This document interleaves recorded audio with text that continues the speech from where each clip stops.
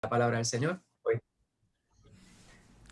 Hoy estaremos considerando la sesión número 3 en el tema Elías viviendo fuera de la zona de comodidad. Y esta Amén. expresión, ¿verdad? Es una expresión bastante estadounidense. En inglés le llaman the comfort zone. Comfort zone. ¿Cómo es que nosotros nos sentimos cómodos en nuestra vida por ciertas circunstancias que pudiéramos estar viviendo? Entonces, en medio de esas circunstancias que nos hacen sentir cómodos, pues obviamente nosotros obviamos muchas cosas. En instancias obviamos la mano de Dios, obviamos la provisión de parte de Dios, y pudiéramos llegar a pensar, a creer que nosotros suplimos para nosotros mismos. Ciertamente el Señor nos manda a que nosotros nos esforcemos. Si el que tiene trabajo, que trabaje, el que se ha retirado, pues de todos modos se tiene que esforzar en el día a día. Pero en instancias podríamos llegar a pensar que nosotros nos valemos por nuestras propias fuerzas, y quienes conocemos al Señor y somos hijos de Él, sabemos que no se mueve una hoja si el Señor no lo permite. Pues vamos a ver en el día de hoy cómo es que nosotros como hijos de Dios debemos estar en continua y constante comunicación. Pablo en 1 Tesalonicenses dice, orad sin cesar, allá en el capítulo 14, ¿verdad? Orad sin cesar, 3 palabras. Y es una excelente exhortación. Debemos estar en continua oración. Y hemos hablado sobre esto, la oración, ¿verdad? Se practica de distintas maneras, y la oración no siempre necesariamente tiene que tener palabras. La comunicación, por ejemplo, que usted tiene con un ser amado, o la manera que interactuamos con otras personas, aunque no sean personas íntimas con nosotros, no necesariamente requiere palabras. Hay instancias en las cuales un mero gesto demuestra comunicación. El silencio pudiera ser parte de la comunicación. Pues en lo que respecta a nuestra relación con Dios, el estar conscientes de que Dios es y que está con nosotros, por nosotros y en nosotros, es parte de esa comunicación, presumo yo, que a la cual nos exhorta Pablo allá en 1 Tesalonicenses a tener con el Señor. Cuando él dice, orad sin cesar, aparte de uno comunicarle a Dios las preocupaciones, las alegrías, el agradecimiento, etcétera, tiene que ver también con nosotros estar conscientes de su presencia en nuestra vida, su poder para con nosotros, su omnipresencia, su omnisciencia y su omnipotencia. Pues la sesión número 3 sirve por medio de la oración. Es cómo es que nosotros podemos realizar oración en intercesión por otros. Y el Señor espera que nosotros tengamos la sensibilidad y vivamos la empatía con aquellos quienes están en sufrimiento, para poder interceder por ellos. Pues ya hemos considerado 2 estudios en este tema. Hemos ido ya sobre sirve con valor y sirve con confianza. Hemos visto cómo el Señor ha utilizado a Elías. Elías tisbita, apareció de la nada, le comunica un mensaje al rey, le indica que la tierra no verá lluvia por 3 años, hasta que él ore y vuelva a llover. Y la vez pasada estuvimos viendo cómo este varón eh, demuestra su confianza en el Señor en el Primera de Reyes 17, versículos 7 al 16. Tengo una retroalimentación aquí, no sé si alguien tiene el micrófono abierto. Lo estoy escuchando acá. Hoy vamos a estar considerando... Déjame ver quién.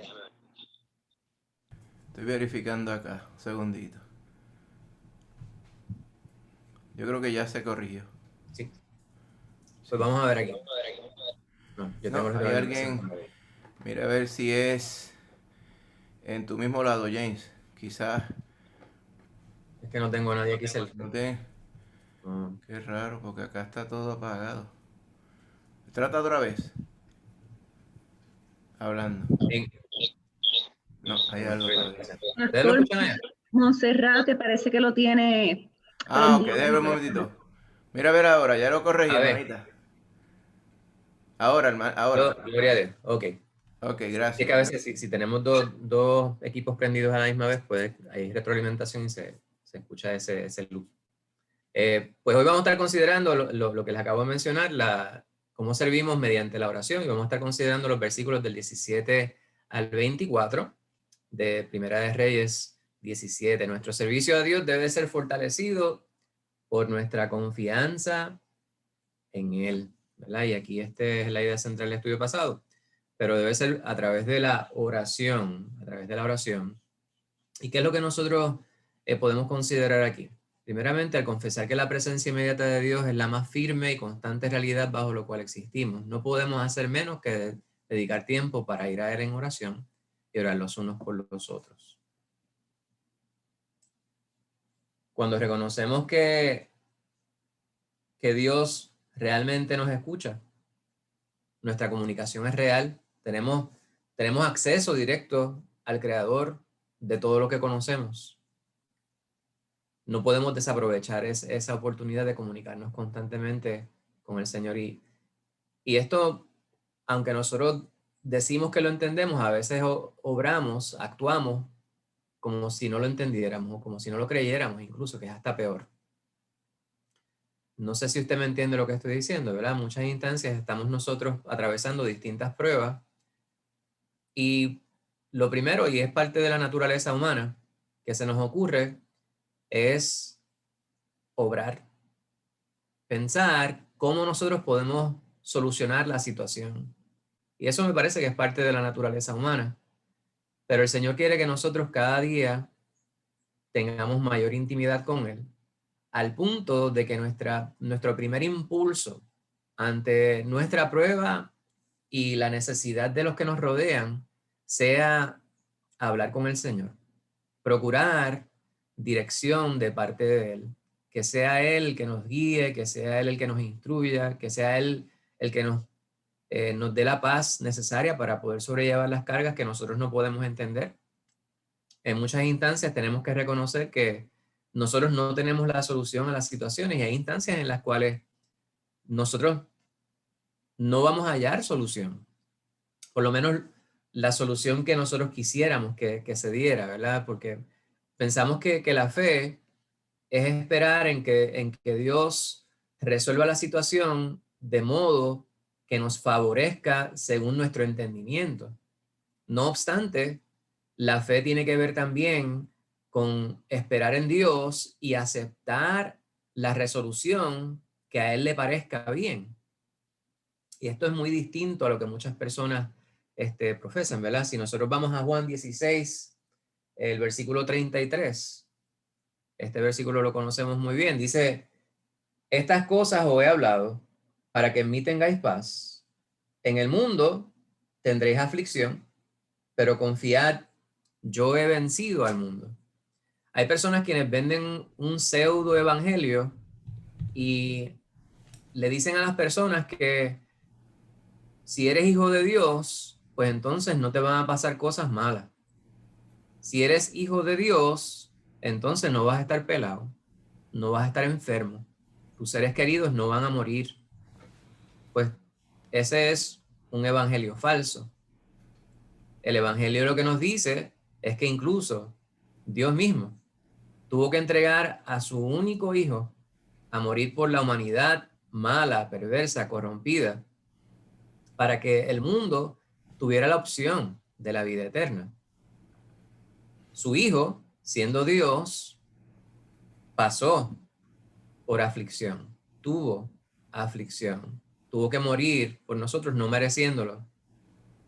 Entonces nosotros, quienes hemos sido perversos, pero hemos sido rescatados de las manos del maligno por Cristo Jesús, ¿por qué no habríamos de padecer también aflicción? Lo que el Señor nos indica, nos, nos muestra, es que debemos nosotros esperar en Él. Pablo, allá en Segunda de Timoteo,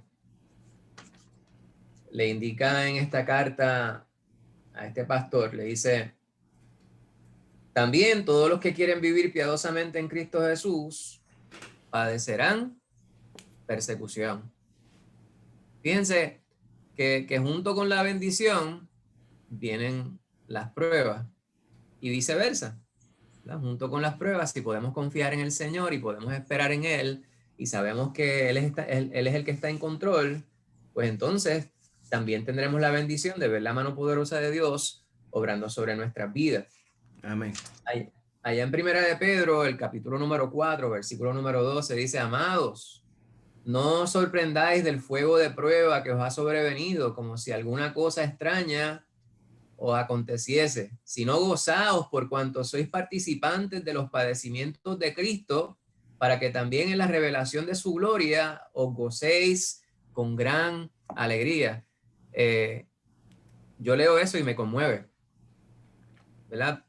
Poder nosotros ser partícipes de ciertas aflicciones con la confianza y la certeza de que veremos la mano poderosa de Dios obrando sobre nuestras vidas, me parece que es un privilegio. Sin embargo, muchas veces nosotros no lo vemos como tal. Nos incomodan las pruebas, nos incomodan las situaciones adversas. No estoy diciendo que esto esté mal, pues es parte de nuestra naturaleza. Sin embargo, nuestra actitud debe cambiar. El enfoque que vemos nosotros en el estudio de esta mañana es más dirigido en cómo nosotros vamos a orar por otros. Sin embargo, muy bien se aplica a lo personal también, y me parece que es importante que lo veamos de esa manera, al menos lo encapsulemos, ¿verdad? También de esa manera para que podamos nosotros ver las distintas perspectivas. Que ya hemos visto en lo que respecta a esta porción bíblica, desde el capítulo 16 a la porción que estamos leyendo, pues Elías aparece de la nada, Dios ya va proveyendo para él y para los que le rodean, ¿verdad?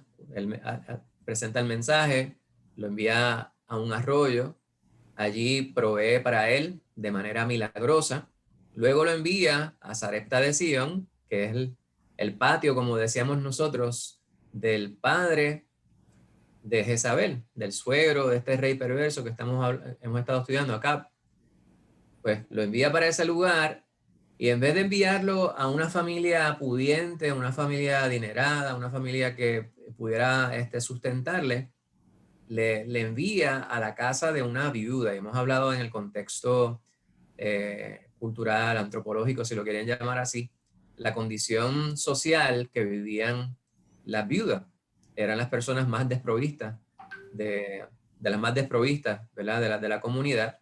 Dependían de que los demás pudieran suplirle a sus necesidades, y aparte de eso estaban ellos en medio de una sequía, de una hambruna que estaría atravesando toda la región. Pues el Señor le envía a esta viuda. Entonces vimos nosotros cómo el Señor provee también de manera milagrosa. Ella reconoce que el Dios de Elías es quien le suple en su momento de necesidad, y estaba pues ya por preparar los últimos alimentos para ella y su hijo y tirarse a morir, esperar la muerte. No obstante, llega Elías y le pide de comer.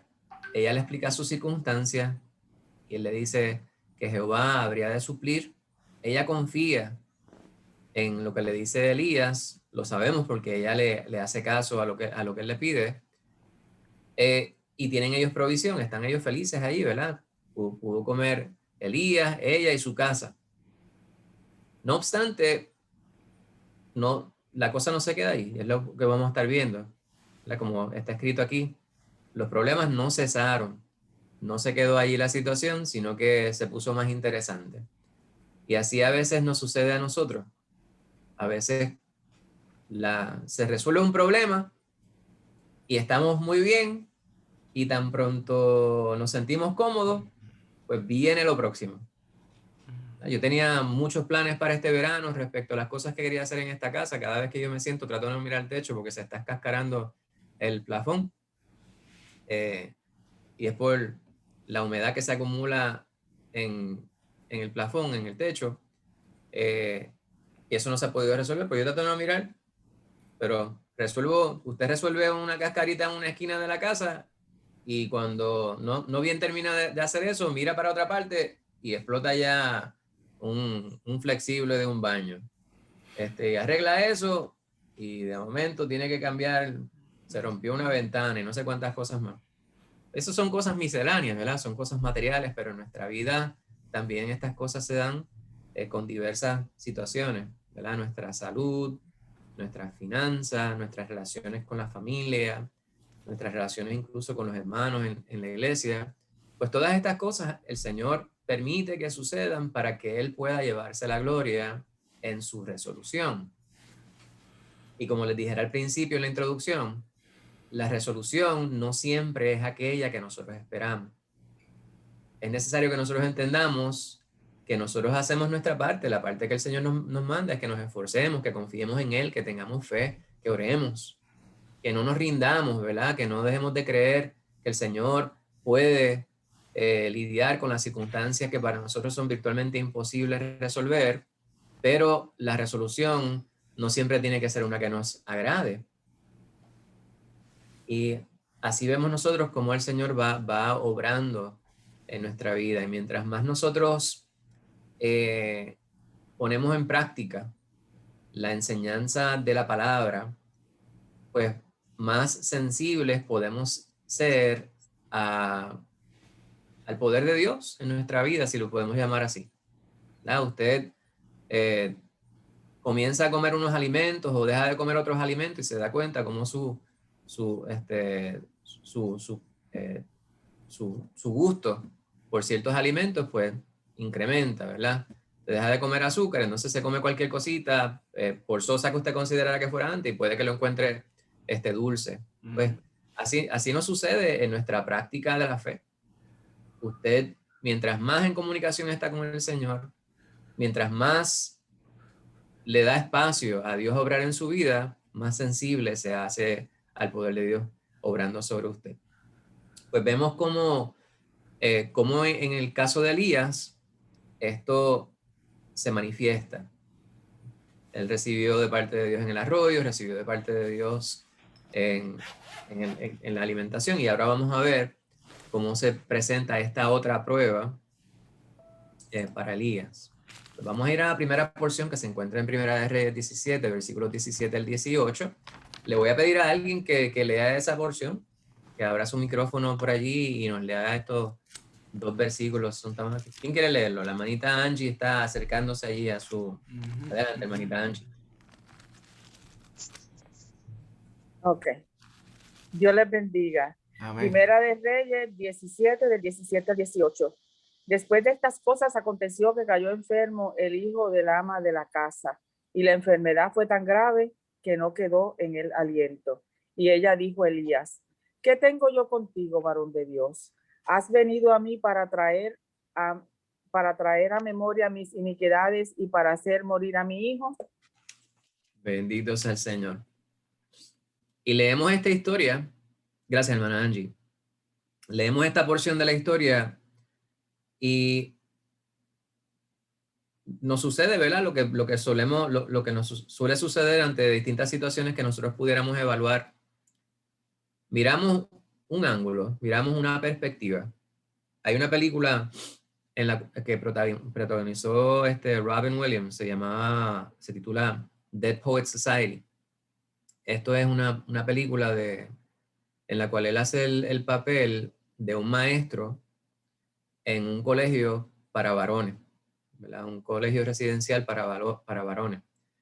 Él es un maestro de literatura y les está enseñando un bloque de instrucción lo que respecta a perspectiva. Y él hace que ellos se pongan de pie sobre sus escritorios, quizás ustedes han visto la película, se ponen de pie sobre los escritorios y les pide que ellos miren en distintas direcciones y que contemplen de una manera distinta a la cual ellos están acostumbrados a mirar. Por lo general están sentados en su escritorio y hay una perspectiva que uno tiene, ¿verdad? Sin embargo, cuando ellos se ponen de pie ahí, lo que quiere enseñarles es que hay distintos ángulos, distintas perspectivas desde los cuales uno puede ver las cosas. Y esto es, obviamente, de manera figurativa. nosotros en nuestra vida espiritual, en nuestra vida común, muchas veces nos acostumbramos a ver las cosas desde un ángulo, desde una sola perspectiva. Y esto suele ser problemático.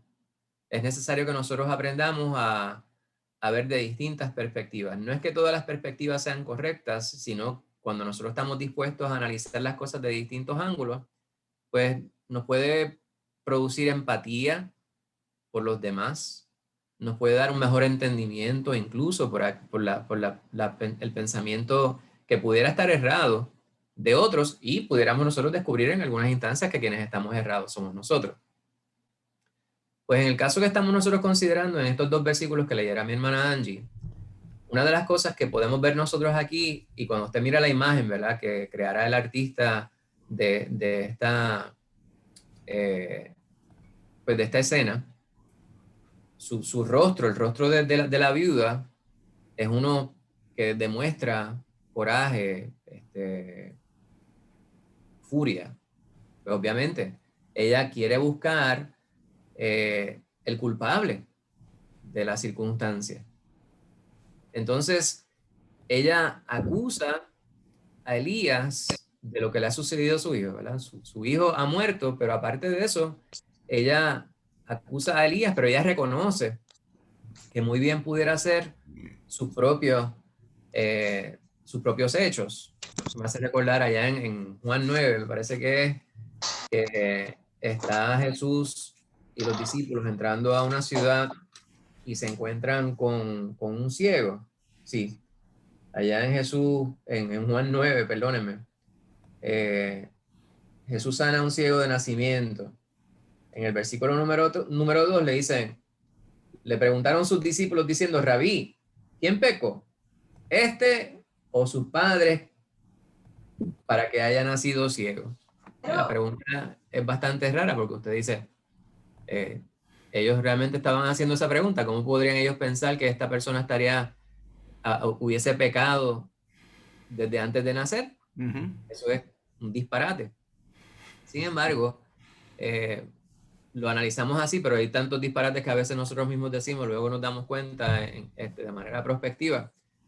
Pero el asunto al cual voy es que lo que está en la mente nuestra muchas veces es que las situaciones se dan por algo anterior. Alguien tiene que ser responsable por las cosas que suceden. Y esto es cierto en todas las culturas. Muchas veces las personas en distintas culturas, aunque no crean en Jehová, atribuyen las cosas que les suceden a sus dioses, ¿verdad? A sus dioses falsos, sus dioses paganos, pero siempre quieren buscar quién tiene la responsabilidad, quién tiene la culpa de algo. Entonces ella lo que subraya es que tiene que haber sido Elías. Elías, quien fue el nexo, ¿verdad? La conexión de ellos y la buena fortuna, ahora viene a ser todo lo contrario. Varias cosas que podemos ver aquí.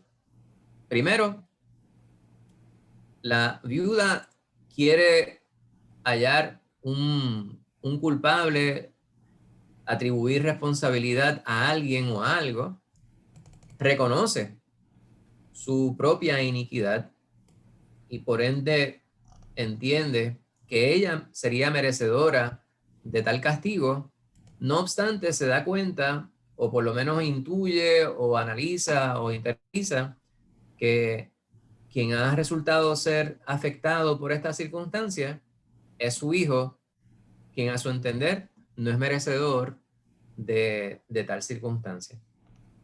El centro del estudio no es nosotros disertar, ni concluir, ni buscar todas las razones que pudiéramos nosotros conectar a la actitud de la viuda, pero esto es, a grosso modo, lo que podemos ver nosotros ahí. Todo anda bien, sin embargo, hay un tropiezo. Se crea cierta estática. Y esto es lo que hemos estado concentrando desde hace, esta es la tercera semana que vemos este tema, saliendo de la zona de comodidad. Cuando más cómodos nos sentimos, cuando mejor estamos caminando en los zapatos nuevos, de momento sentimos una piedra en el pie. Sentimos algo que nos incomoda y no nos podemos quitar el zapato porque resulta que quizás fue un cadillo que se nos metió en la media y está dentro de la media del cadillo. Pues así muchas veces nos sucede a nosotros, ¿verdad? Podemos estar nosotros atravesando circunstancias que no quisiéramos estar atravesando. Ejemplos. Pues los ejemplos sobran. Este fin de semana queríamos estar nosotros en la iglesia. Sin embargo, no estamos allí por precaución. Puede que mañana despertemos y esta tormenta, Dios quiera, no haya afectado la isla más allá de traernos la lluvia que tanto necesitamos. Y pudiéramos nosotros cuestionar si fue una buena decisión o no el quedarnos en nuestros hogares. Pues yo digo que sí, ¿no? Pero esto no es un debate que queremos iniciar, pero nuestra mente a lo que voy es que muchas veces divaga respecto de distintas perspectivas y cada uno va a tener una opinión. Sin embargo, quien tiene el conocimiento absoluto de las cosas es Dios. Amén. Pues eso es lo que vemos en estos primeros 2 versículos. Si alguien quiere comentar, me puede interrumpir, puede levantar la mano, puede simplemente abrir su micrófono y comentar. ¿Estamos bien? Versículos 19 al 21. La hermana Lorian, ¿podría leer esos versículos que están ahí?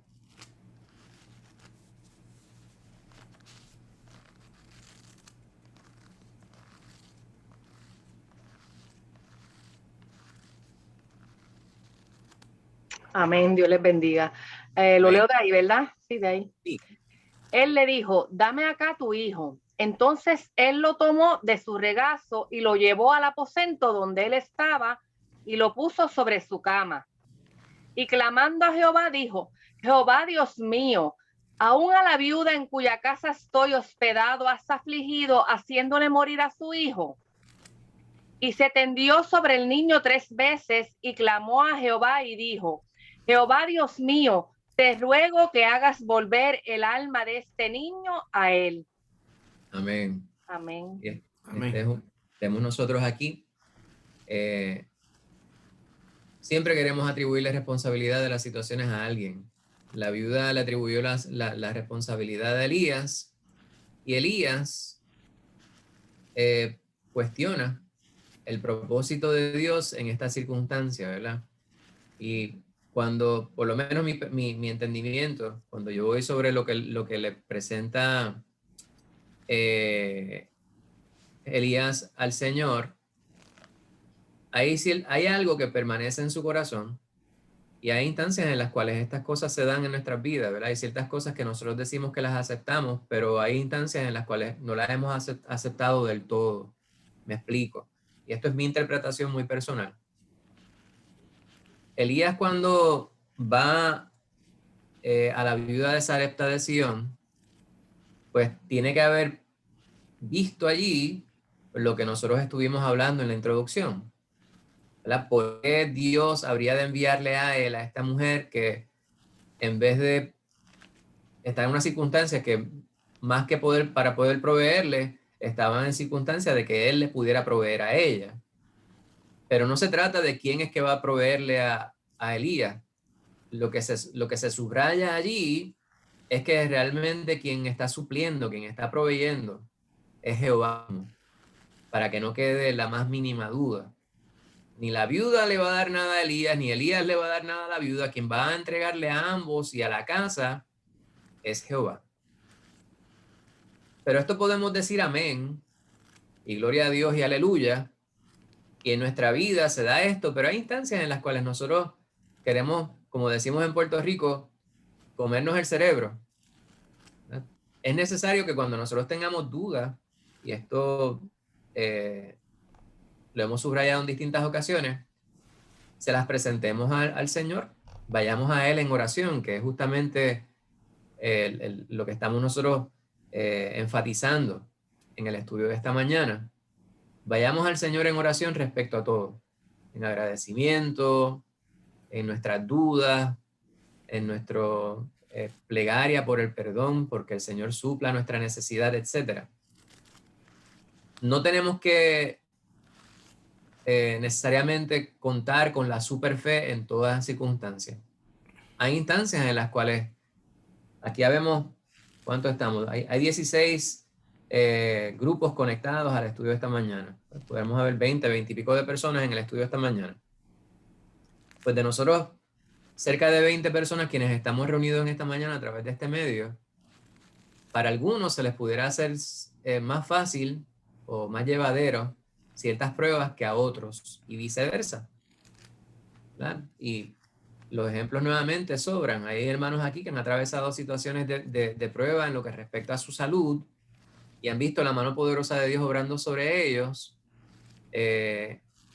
Y hay hermanos quienes han atravesado otros tipos de pruebas y han visto la mano de Dios obrando sobre ellos. Si se intercambian las circunstancias, puede que la fe no sea la misma en cada situación, pero el Señor sí sabe cómo está nuestra fe en cada circunstancia. Y a lo que voy con esto es que cuando sintamos, entendamos o pensemos que nuestra fe no es suficiente, pues digámoselo al Señor. El Señor es nuestro Padre y Él conoce lo que nosotros le vamos a decir, lo que nosotros sentimos, antes de que nosotros lo hayamos internalizado, analizado, de poder articularlo con palabras. Pues Elías llega a ese sitio y ve la mano poderosa de Dios obrando sobre él nuevamente y sobre esa casa. Sin embargo, aquí cuando eleva esta plegaria al Señor, el tono que nosotros pudiéramos percibir, al menos en español, en esta porción que leyera mi hermana Lorian, es uno de cuestionamiento y obviamente es una pregunta, ¿verdad? Y hay una aseveración implícita dentro de la pregunta, como quien dice, me trajiste aquí y parte del propósito es hacer que quedemos mal delante de esta familia. No son esas las palabras que está diciendo, pero es lo que nosotros podemos entender en la entrelínea. Pues esa es su oración. Algo que nosotros vemos de la porción anterior que leyera la hermana Angie, es que la viuda le reclama a Elías y él no le responde de la manera que algunas personas responderían, ¿verdad? Él puede percibir la angustia en esta madre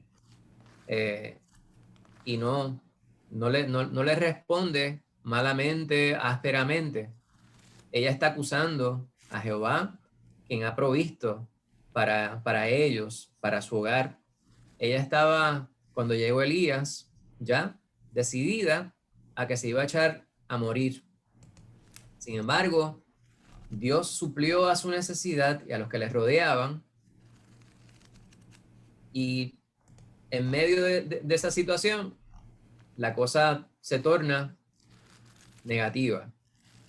Ella esperaba que fueran a morir ella y su hijo, pero aquí ya cambia la circunstancia, ve que muere su hijo, entonces toda esa felicidad, todo lo que había visto anteriormente, todas esas cosas como que se disiparon.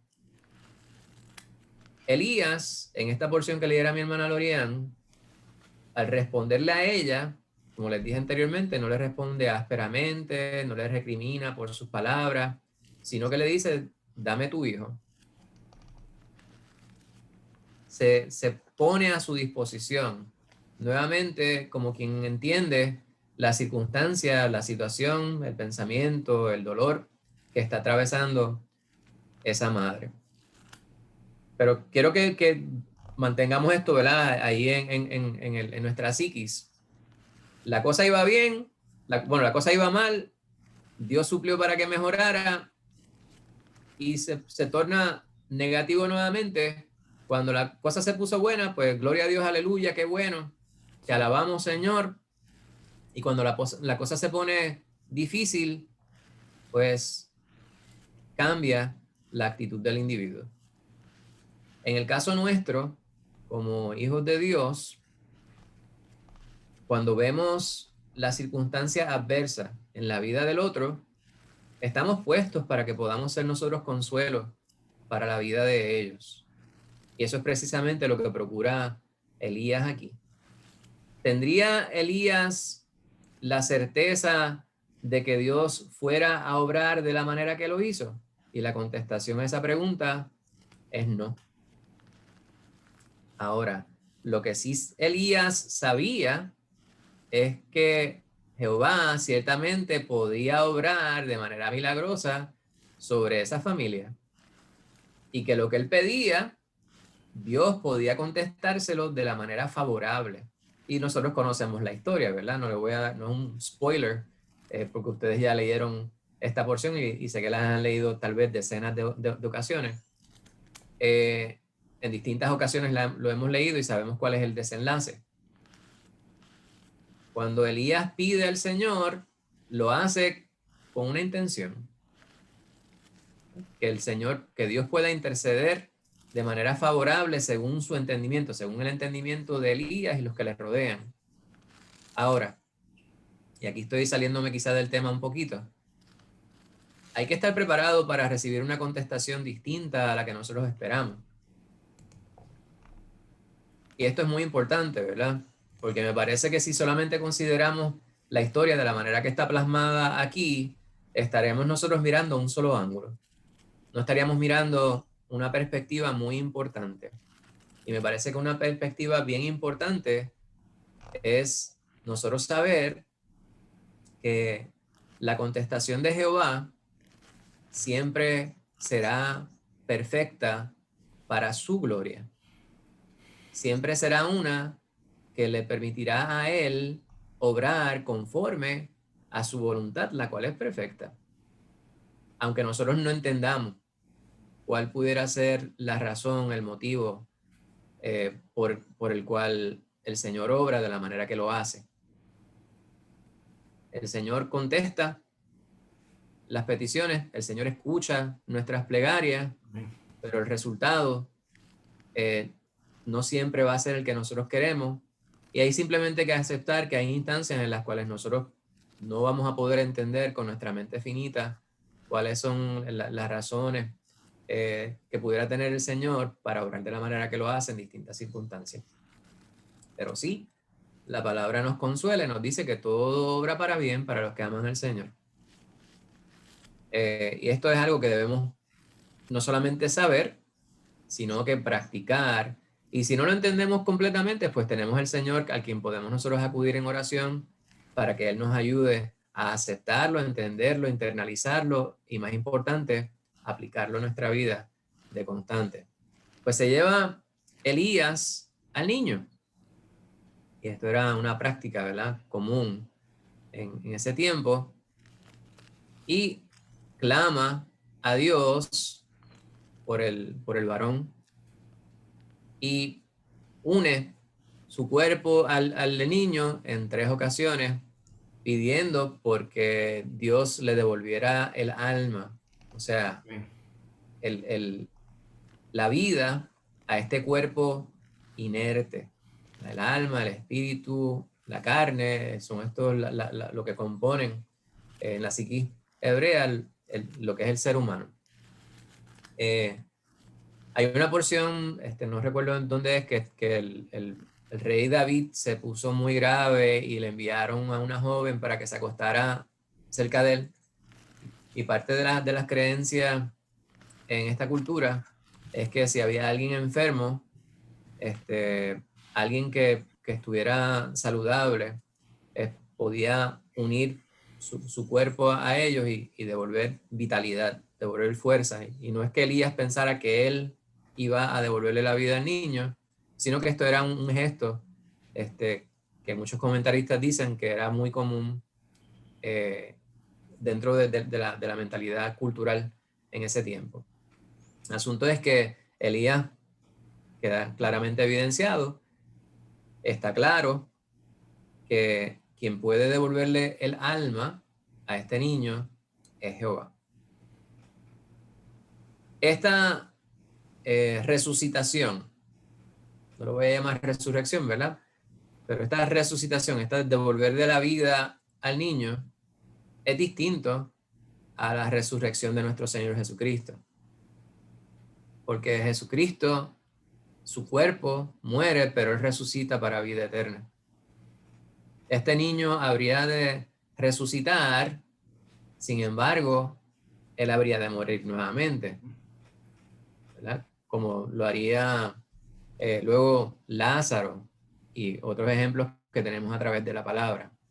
Pues Elías clama al Señor porque le devuelva la vida al niño. Vamos a ir a la última porción y quisiera que si tienen dudas, preguntas, comentarios que quisieran hacer, lo hagan en toda confianza. ¿Alguien que quiera leer estos últimos 3 versículos ahí? Gracias, hermana Rosana. Y Jehová oyó la voz de Elías, y el alma del niño volvió a él y revivió. Tomando luego Elías al niño, lo trajo del aposento a la casa, y lo dio a su madre, y le dijo Elías, mira, tu hijo vive. Entonces la mujer dijo a Elías, ahora conozco que tú eres varón de Dios, y que la palabra de Jehová es verdad en tu boca. Gloria a Dios. Amén. Pues todos felices y contentos. Cuando la prueba se supera favorablemente, o sea, cuando el desenlace es según lo que nosotros consideramos favorable para nosotros, pues estamos felices. ¿Saben qué pudo haber sido el desenlace? El desenlace pudo haber sido que el niño no resucitara. Que el niño no resucitara. Entonces, Jehová dejaría de ser poderoso. Jehová dejaría de ser quien nosotros queremos que Él sea en nuestra vida. Es una pregunta, ¿verdad? Que podemos nosotros dialogar largo y tendido respecto a su contestación. La contestación debe ser no. Jehová sigue siendo Jehová, independientemente de cómo resulte el desenlace de aquello por lo cual nosotros le estamos pidiendo. Sin embargo, pues, la fe de las personas muchas veces, y cuando digo de las personas, estoy hablando de los creyentes y no creyentes, ¿verdad? Porque los no creyentes tienen algo que ellos llaman fe. Ahora depende en qué es que ellos ponen la fe. Los no creyentes, quienes dicen a veces creer en Papito Dios, pues oran al Papito Dios que ellos dicen conocer. Y su fe muchas veces es tan grande como su expectativa de desenlace respecto a sus circunstancias. Me explico. Si por la razón que sea, el desenlace de mis circunstancias es favorable según mi entendimiento, pues entonces estoy dispuesto a reconocer que Dios obró. Pero cuando el desenlace es distinto a mi expectativa de resolución, pues entonces no hay fe. Entonces, Dios no contestó. Y esto me parece que es bien problemático. Y estoy viéndolo desde la perspectiva de quienes no tienen una relación como Dios quiere que sea con ellos. O sea, que no son hijos de Dios, que no han recibido a Cristo Jesús, pero los que estamos reunidos en esta mañana, conocemos a Cristo. Le hemos recibido como Salvador. Y Dios tiene una expectativa respecto a nuestro comportamiento, respecto a nuestras actitudes, respecto a nuestra aceptación de su voluntad. Por lo tanto, cuando el desenlace de nuestra circunstancia, de nuestra situación, es contrario a nuestra expectativa, el Señor espera de nosotros que le aceptemos y sigamos confiando en Él. Aquí el desenlace, si este fuera el final de la película, aquí abajo diría, y vivieron felices para siempre. Si ustedes van a Hebreos, el capítulo número 11, ¿de qué se habla en el capítulo número 11 de Hebreos? De la fe, estoy leyendo los labios de la hermana Loría. De la fe. El versículo número 6, ustedes lo conocen bien, aquí lo tengo sombreado en mi Biblia, dice, pero sin fe es imposible agradar a Dios, porque es necesario que el que se acerca a Dios crea que le hay y que es galardonador de los que le buscan. Sin fe es imposible agradar a Dios. Y nuevamente, ¿verdad? Mi costumbre es rebuscar entre las palabras de lo que nosotros leemos y en la Biblia debe ser así. ¿Verdad? Nosotros debemos escudriñar la Escritura. Le dice el Señor a unos que le rodean en un momento, dice, escudriñad las Escrituras porque en ellas os parece que tenéis la vida eterna y ellas dan testimonio de mí. Pues escudriñar las palabras es buscar de manera minuciosa, rebuscar, leer en la entrelínea de constante y de continuo, ver cuáles pudieran ser las distintas, las distintas perspectivas que pudiera presentar la palabra, obviamente, en contexto. No todo lo que la palabra dice se puede tomar de manera literal y no todo lo que la palabra dice se puede entender de manera figurativa tampoco.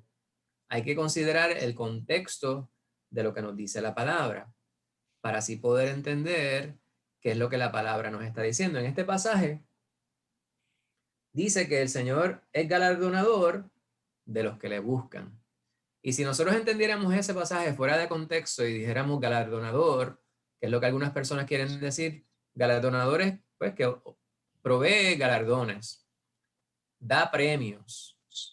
Que hay personas quienes pudieran entender que si el Señor galardona, premia a aquellos quienes le buscan, entonces siempre que usted le busque, el Señor le va a premiar de la manera que usted espera, o sea, que usted pretende, que le va a favorecer a usted en cada circunstancia, y eso sí es cierto solamente si usted lo ve desde la perspectiva del Señor. La palabra nos dice que nosotros estamos puestos para darle gloria a Dios. Nosotros somos instrumentos de Dios. Y yo no sé si usted ha utilizado herramientas, las que sean, ¿verdad? Un cucharón para hacer arroz. Puede ser, y aquí se me fue la imagen. Puede ser, ¿ustedes ven mi pantalla? Sí. Ah, es que a mí se me fue la pantalla, decidió. Ok. Si usted ha utilizado herramientas, y como les decía anteriormente, un cucharón para hacer arroz puede ser una herramienta, la olla, los calderos para hacer arroz, siempre quedan tiznados. Yo no sé si ustedes hacen arroz. ¿Qué puertorriqueño no hace arroz? Usted usa un caldero. La hermana Miriam dice que hace arroz. Usted usa un caldero para hacer arroz. Y siempre queda tiznado. Hay gente que le usan la esponja esa de brillo para quitárselo. Pero hay gente que dice, no lo limpie mucho porque le quita el sabor. Pues la olla, los calderos, los cucharones y aquellos quienes utilizan herramientas de mecánica, siempre están machucados por algún sitio. Hay que dejarle ¿Un qué? Un saborcito, ¿verdad? Un pequeño parte del tizne para que no pierda el sabor. Pues la hermana Loria no sabe que tiene el micrófono abierto. Pues nos damos cuenta de que estas herramientas terminan machucadas. Pues usted y yo somos instrumentos en las manos del Señor y Él nos utiliza según el propósito que Él tenga para nosotros en nuestra vida. Él nos dice que nos va a dar un cuerpo glorificado, perfecto, ¿verdad? Para la vida eterna, el cual no es gloria a Dios.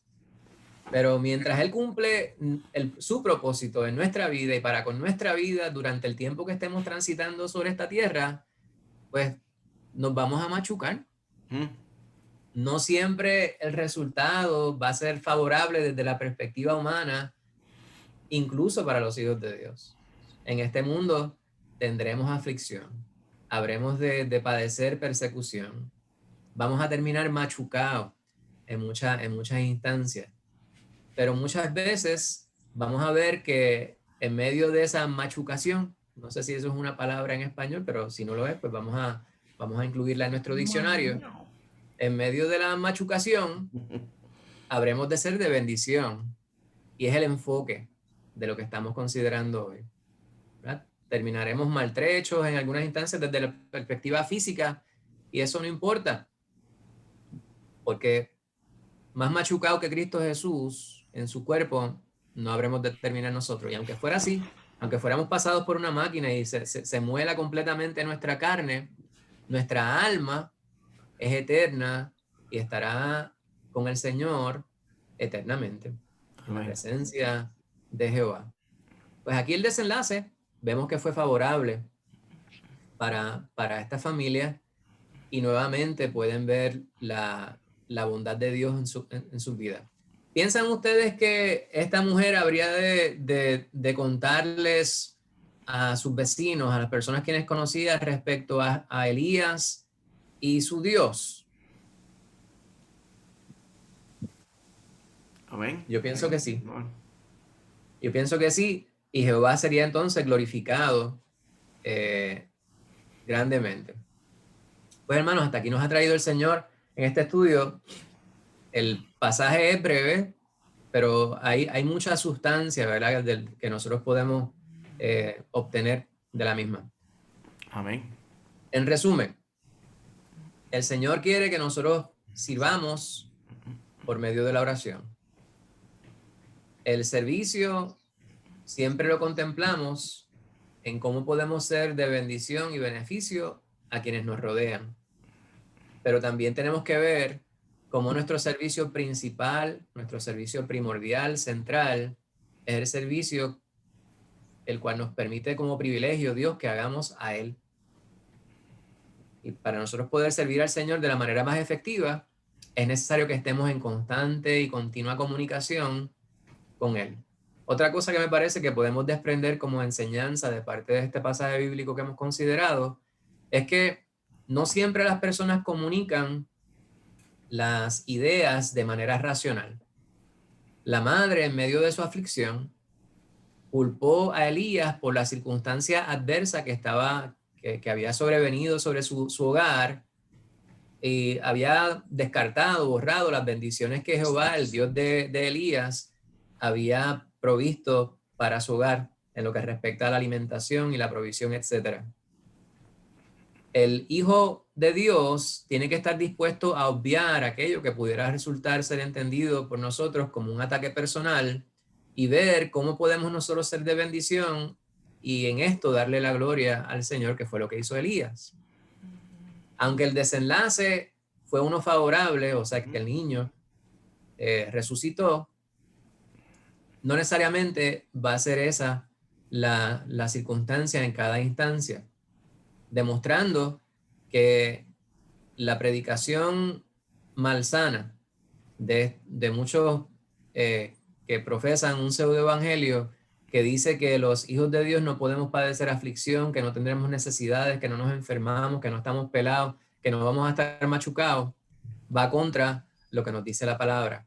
Afortunadamente para la viuda de Sarepta de Sidón, el desenlace fue uno favorable desde su perspectiva, pero más importante en medio de todo esto, el varón de Dios pudo darle la gloria al Señor y su nombre fue exaltado. Amén.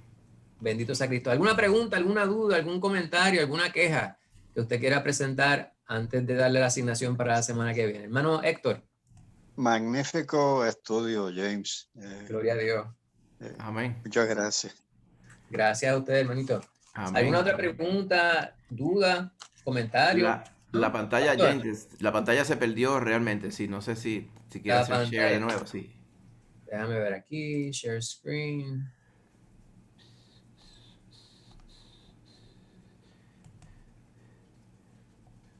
Ya. Sí. Pues ahí está la asignación para la semana que viene. Amén. Ustedes ven ahí, el que está con la capa roja, y yo sé que el pastor hacía poco estaba hablando que esos colores para ese tiempo lo más seguro no existían, ¿verdad? Había que tener muchos chavos para tener ropa de esos colores, pero el artista pues le parecía que estaba, añadirle un poquito de color no estaba de más. No estaba de más, sí. Pues, ¿ustedes conocen esta historia? Allá en 1 Reyes 18, versículos 20 al 26, 31 al 39, es la confrontación de Jehová con los profetas de Baal. Fíjense que yo digo la confrontación de Jehová contra los profetas de Baal y no Elías contra los profetas de Baal, porque Elías pues es el instrumento, pero realmente quien realiza la obra siempre, y esto es importante, que nosotros siempre lo enfaticemos, es Jehová. Nosotros somos instrumentos en sus manos. Amén. Eso. Bendito sea Dios. Pues esa es su asignación para la semana que viene. El título de la sesión es Sirve con fidelidad. Amén. Bendito sea el Señor. Amén. Pues esta es su asignación para la semana que viene. Vamos a tener una palabra de oración y de esta manera damos por terminado el estudio. Como el pastor dijera al principio, vamos a tener un pequeño receso, ¿verdad? Y Como 10 para que el 10 minutitos para que usted tenga chance, cualquier cosita, si quiere tomar agua, jugo, ir al baño y todo. Y al cabo de 10 minutos comenzaba entonces con el devocional y el sermón. Amén. Pues gloria a Dios, le voy a pedir al pastor si pudiera despedir el estudio en oración. Amén. Amén. Oramos. Señor, te damos gracias esta mañana por la bendición que hemos tenido de congregarnos todos, Padre, y considerar tu palabra. Te damos gracias por el hermano James, Señor, por el estudio bíblico que nos ha traído, Señor. Gracias por dirigirlo. Y gracias, Señor, porque el mensaje de tu palabra siempre es sencillo y siempre es eficaz. Señor, y hemos podido resaltar hoy muchas cosas críticas, Padre Santo, esenciales acerca de tu enseñanza de tu palabra. Una de ellas siendo que tú tienes tu voluntad sobre todas las cosas. Y otra siendo que nosotros nos debemos aclamar a ti para que tu voluntad sea hecha, porque sabemos que tu voluntad es la mejor, Señor. Gracias te damos, Señor, por esa verdad. Te pedimos también que nos permitas a nosotros, Señor, a vivir en la fe de la palabra, acatando, Padre Santo, tu voluntad sobre todas las cosas. De esa forma, Señor, tú permitirás que no solamente seamos tu gloria, sino que también podamos vivir gozosamente, Señor, en esta vida que nos diste. Gracias, Padre, por esa bendición y gracias por tu palabra santa. Ahora, Señor, te pedimos que asimismo la podamos vivir en nuestra vida a diario, mi Señor Jesús. Que seamos de esa forma, Señor, tus discípulos. Contrarios, Señor, a aquellos, como hemos descrito, que oportunísticamente, Señor, y muchas veces para un resuelve, vienen buscándote, pero no tienen temor de ti, Señor. No pueden entender que tu voluntad siempre es perfecta, que tu voluntad no necesariamente es la voluntad de ellos, y que el verdadero gozo está en no solamente vivir, Señor, de acuerdo a tu voluntad, sino habiendo sido salvos, Señor, por la fe en Cristo, podamos vivir, Señor, de acuerdo a como tú dictas para nosotros. Ayúdanos, Señor, por medio de tu Espíritu Santo, a hacerlo así todos los días, Padre. Gracias te damos, mi Señor, por esta palabra. Ahora te pedimos que ya prontito, Señor, nos permita ir a cantarte alabanzas y a escuchar el sermón, Señor, la predicación de esta mañana. Te damos gracias, mi Señor, por todos y lo pedimos ahora en el nombre de Jesús. Amén. Amén. Amén, amén. Gloria a Dios, mis Bien. hermanos queridos. Pues vamos a tener un brequecito de 10 minutos, ¿ok?